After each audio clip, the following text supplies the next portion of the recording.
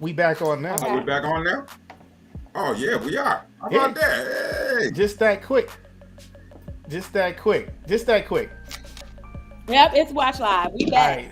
Look, we sorry, All right. YouTube. We sorry. No, we were just on doing the whole thing. You missed my whole story about how money betrayed.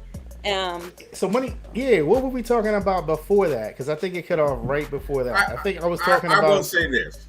I understand that, like B says, you find that cheating when you have something on the side that he didn't know about. I don't think he would care about it being on the side, but you hiding it is a big thing.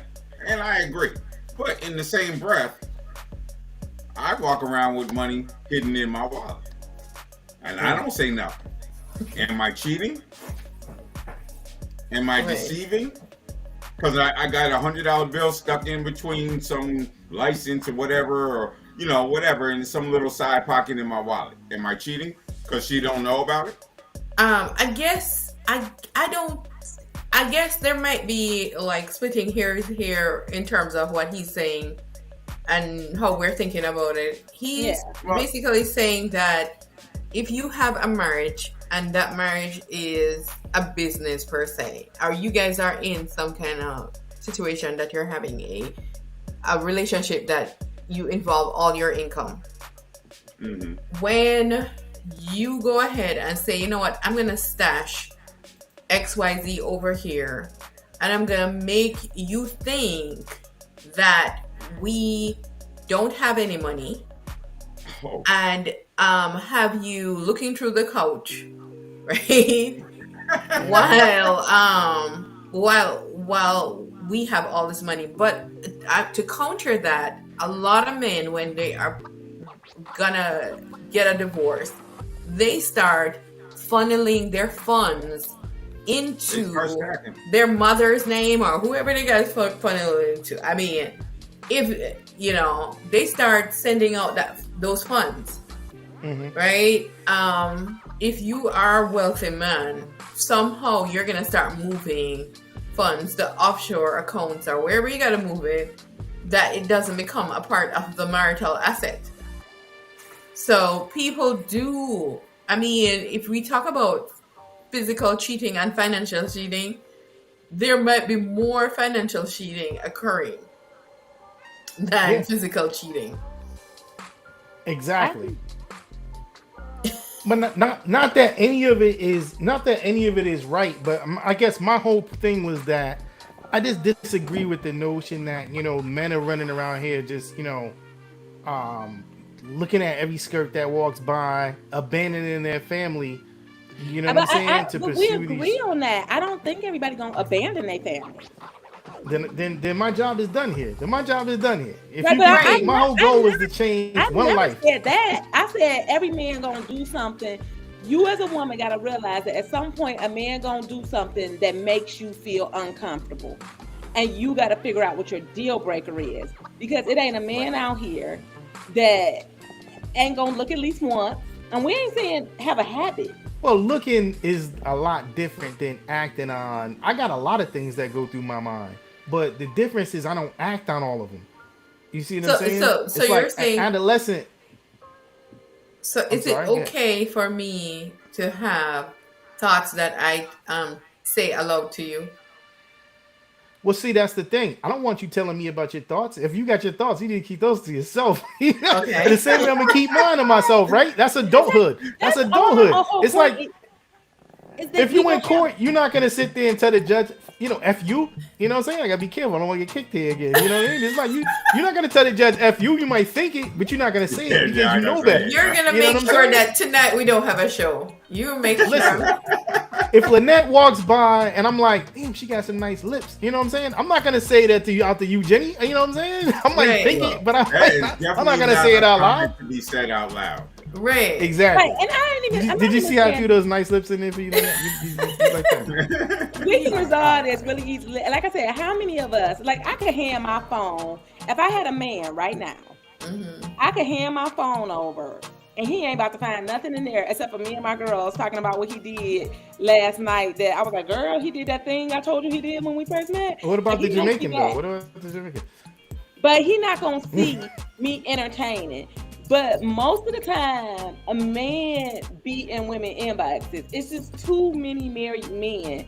And I don't think they are sleeping with you, and I don't think they are serious. But when I said women need, I wasn't saying they cheat like they bad.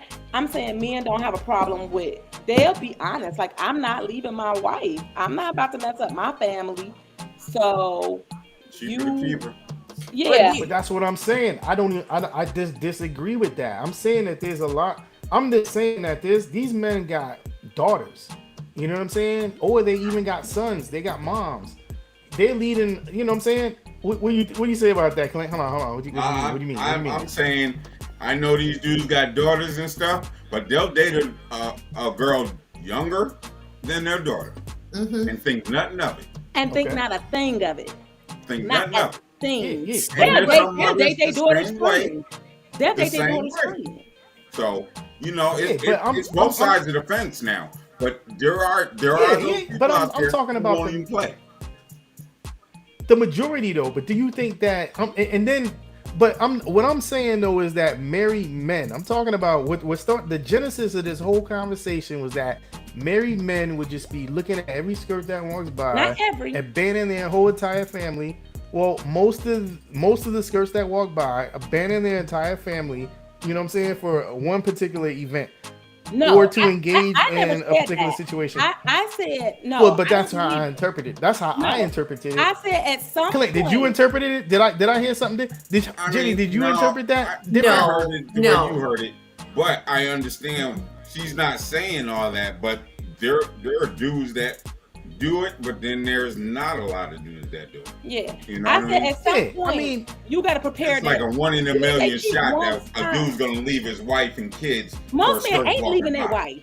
Most men are not leaving their wife. Not now, because they know it's cheaper to keep her. Yeah, I don't think men gonna abandon their whole families. I said women gotta accept the idea that at some point, that could be just a slip up one time in the beginning of the marriage, in the middle, and the end, where y'all had a big fight. Like at some point. If you go through, you can't meet a 25-year marriage. My friend, the only reason Mom put her out here like this, because she was just on Dear Future Wifey. And she wrote a book called Trophy Wife. Her and her husband were on there. They've been married, I think, 20 plus years. And there was infidelity twice in the marriage. Once from him and once for her.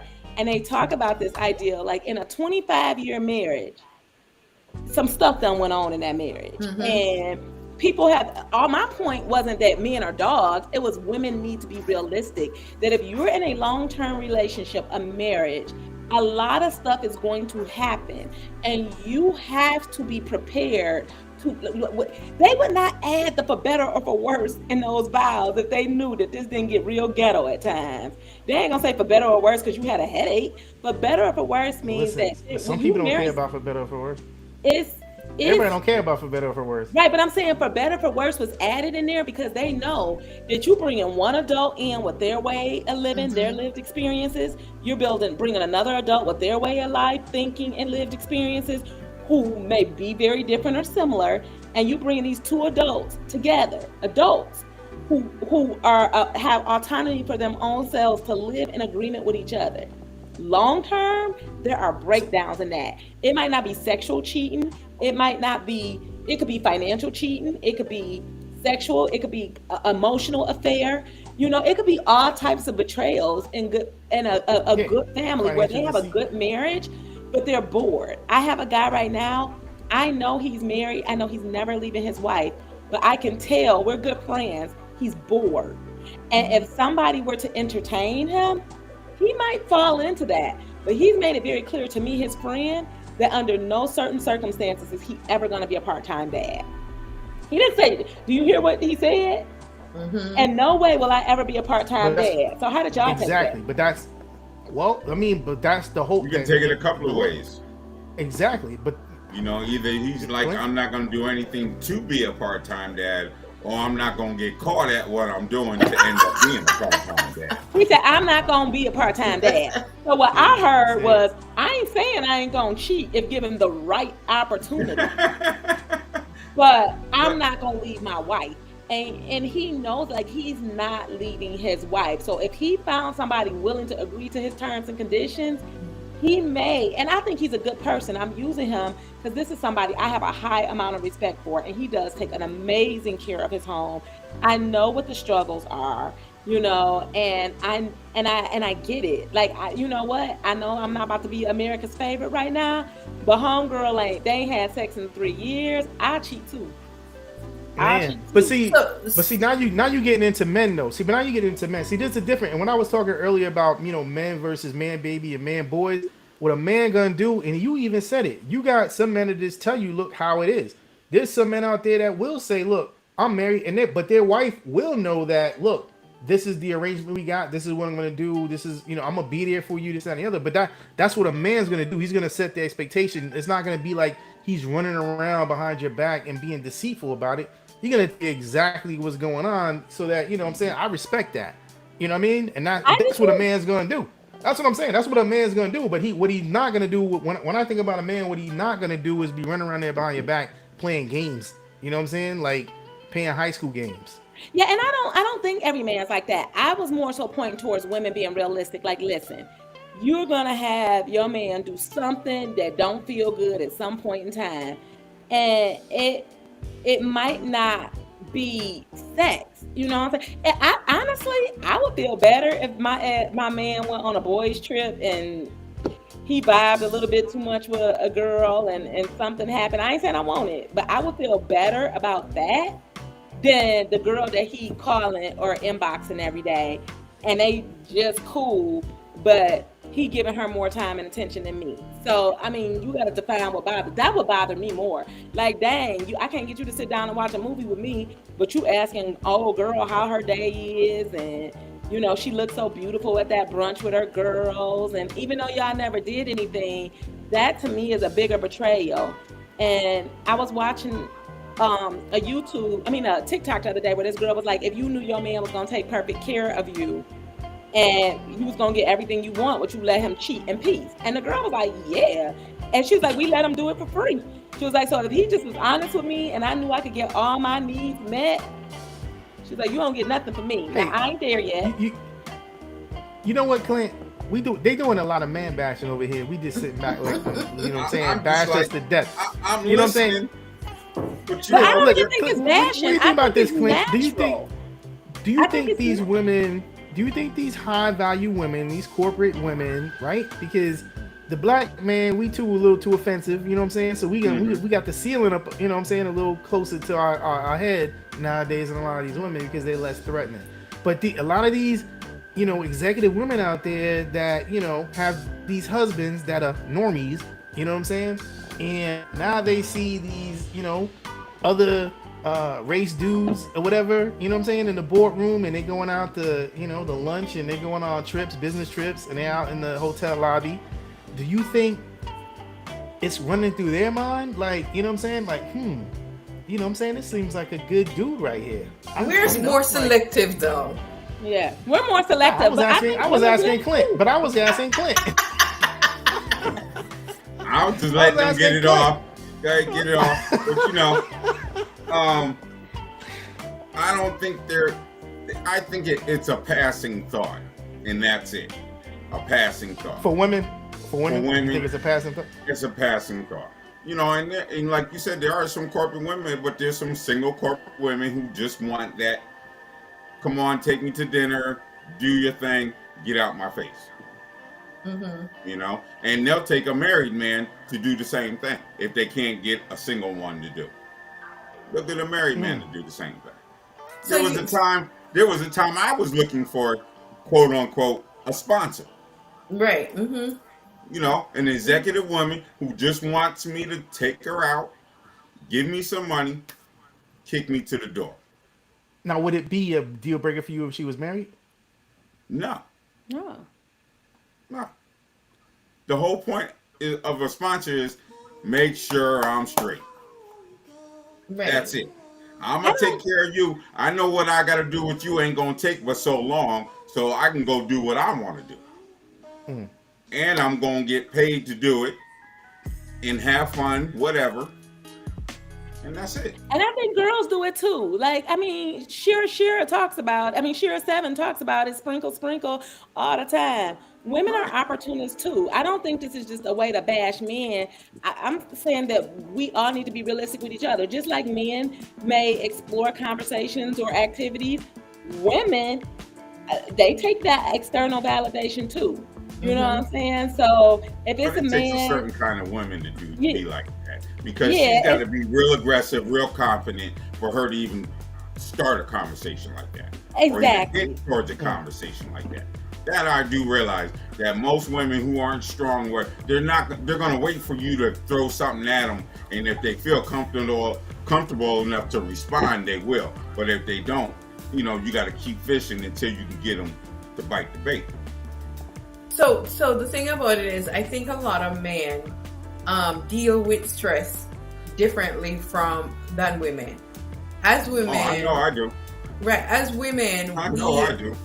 When we're in a long-term relationship, it's not working out, and of course, you say you're not really meeting my needs. I'm gonna not engage in sexual activity with you. That's pretty much our go-to. Right? Our go-to is, you don't make me feel good. You don't do the things you used to do.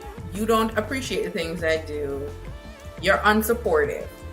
And so we cut it off, right? Mm-hmm. So we could be getting external validation at work. We could have that boss going, oh, you look so good, whatever. And we're going home thinking, oh, he thinks I'm cute. But we don't necessarily act on it. Right. Okay? A guy uses sex as a de-stressor. So when he is stressed or the relationship is just going south, his default is, I need some way to relieve, this thing that's happening to me. And that's why a lot of times they will have meaningless relationship with people, because they don't want to leave their wife. They still love their wife. Mm-hmm. The woman who has borne all their children, who's been with them through thick and thin, who is beautiful as the day they met her, is still who they want. Mm-hmm. Right? However, Sue over here is providing a de-stressor for me right now, because the love of my life is just not acting how I want. Right. Yeah, right. It could be the same way for women too. Bob's over there eating, barbecue ribs all day. He's 280 pounds. Right. He ain't working out. Steve over here is in the boardroom. He's working out. He looks like a beast. Like, I want some of that. But tonight. We don't act on it. That's what I'm saying. We most of the times won't act on it, because cheating is very emotional for us. Oh my God. You hear that, Clint? Women don't. A lot of times they don't act on it, but we just run out there. Huh? It's more dangerous when we act on it. Women get emotionally attached. Right. Man, you fired. They get a piece, and the piece was good. Next thing you know, they in the middle of the street with the flashlight looking for you. Right. They all messed up. It's an emotional thing for a woman. It's hard to understand. I'm still trying to understand it.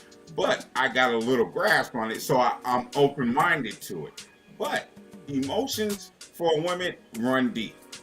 I agree with that. What we do is we tend to be excited about the compliments so we can get validation from a man without sleeping with him. There's a whole bunch of women who basically get taken care of by men, never sleep with them, because really? Because you never sleep with them, because you can get taken out to dinner. Remember, we want romance. You want physicality. We want intimacy, right? And because we want intimacy, we can get intimacy from our coworker without actually physically sleeping with them. Because he's going to come, when he takes you to lunch, he's going to pull your chair out. He's going to open the car door. He's going to bring you a long stem roses to put on your desk. He going to romance you right at work. Right? And that's where I think a lot of men fall short, is that they stop the romance in the marriage, especially if it's a very long-term marriage. And she's getting validated elsewhere. And that's why 90% of divorces are initiated by women, because they're looking for intimacy, right? They're not looking for sex. And men can cheat and still be in love with their person. I know a lot of men who have cheated or are cheating. It's like, I love my woman. This has nothing to two don't connect. Like the one doesn't have anything to do with the other. And I don't view them as bad men. Like you just doing what they do. I just sometimes I need something a little different. Sometimes she be getting on my nerves. Well, he's just going to the basketball court, shooting a couple hoops. That's all he do. And going home and loving his wife and kids. He gonna go home and love his wife. I know quite a few men like that. That, like I said, I'm not saying that they saints, but I wouldn't label them bad men. They are good, like to me, good people. But in their marriage, at some point, they like, man, we wasn't doing good, and and if their wife found out, they would be devastated. But you know, they were at no point were they ever thinking of actually leaving. Like in their mind, they were like, that didn't mean nothing. Or they'll even tell a girl like, look, whatever you thought this was, it wasn't. So I was never saying that men will abandon their family. I mean, side chicks ain't winning like that. Most men are not leaving their woman for the other woman. Most. We see it sometimes. But most men ain't leaving their home. They gonna stay where the woman tolerates you do. Yeah, they ain't leaving. You'd be a big fool if you do. You think it's greener on the other side after you done cheated on your wife with this side chick, and then you gonna be with this side chick? It's not gonna work, gentlemen. Leave it alone. But she doesn't know you. The side chick doesn't know you.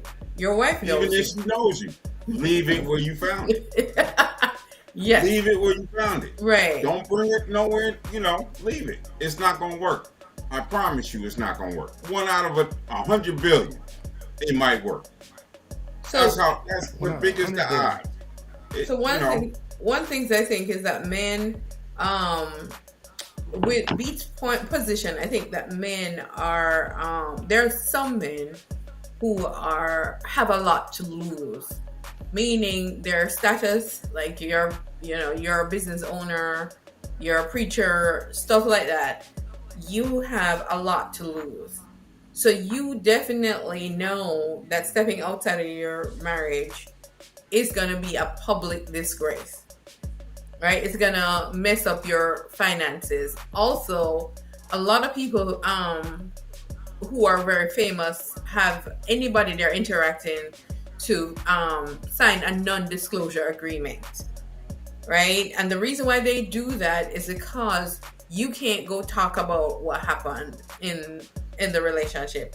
So then there are some men who definitely won't cheat because there is so much on the table. And then there are just some people who have high moral values who definitely respect themselves enough and have dealt with their trauma, right? That they can actually be able to discuss what is happening in the relationship and reconcile what the issues and move forward in their marriage. But very few people are adult or grown up enough or men enough to work out issues. Most men just run, to the next person. You see what I'm saying? They're like, you know what? She's stressing me out. She wants me to get up every day and cut the yard. I need to watch TV. So I'm out. Not permanently, but for today. Right? So, are we going to talk about what we're going to talk about next week? Yeah, talking about next week. I was just sitting there thinking about how beautiful you look over there, Jenny J, tonight. You look stunning with her secret bank. Stunning. No, I'm just. Whoa! Don't add an S to that because it is more than one. I already told it. It's more than one. Yeah, I got some of her stuff. stuff. About one. I still got this one to the side. I got some of Jenny J stuff now that I could throw out. Right. I I got my friend back. We've been on a couple. That's my friend. You put her stuff out. We coming over together. Right? Yeah. Yeah, to pick it up. To pick it up. I ain't coming. Next week. You know what? Anybody got any ideas? I think we get on the men a lot, and I always want to be balanced. I think we should talk about something next week, you know, to get on the women. It's been a lot of conversation. We've talked about like women, like what they bring to the table, but I would love to talk about women and emotional labor because, you know, we get on men for like cheating on us a lot and, you know, what they've done to us, but we take very little accountability about how we got there. And what I mean by that is I was just watching Danae Jackson on the Watching podcast, and she talked about all the stuff that she tolerated before they were even married.